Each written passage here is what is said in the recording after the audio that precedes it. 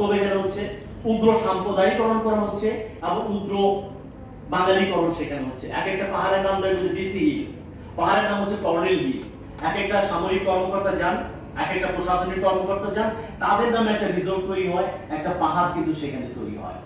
কাজে যে রাষ্ট্র পরিচালনার বহুত্বপদ যদি না থাকে তাহলে এইগুলো চলতে থাকবে। সুলতানা আমাকে বলেছেন, দেখেন এই ডেমোগ্রাফিক রাজনীতির ফল কিভাবে একজন নারীর প্রজনন স্বাস্থ্যের উপরে পড়ে। একসময় পার্বত্য চট্টগ্রামে 98% ছিলেন আদিবাসী মানুষ, 2% ছিলেন বাঙালি জনগোষ্ঠী। এখন এটা 55 এবং 45 হয়ে গেছে এবং আগামী 10 বছরের মধ্যে বলা হচ্ছে যেভাবে তাদের সংখ্যা বাড়ছে এবং যেভাবে পুনর্বাসিত হচ্ছে, আদিবাসীরা সেখানে আউট নাম্বার হয়ে যাবে, তাদের সংখ্যা সেখানে কমে যাবে এবং বাঙালি যারা বাইরে থেকে গেছে তাদের সংখ্যা সেখানে বেড়ে যাবে। যে কোনো পৌরসভাগুলো দেখেন 6টা পৌরসভা নির্বাচিত প্রতিনিধি কিন্তু বাঙালি।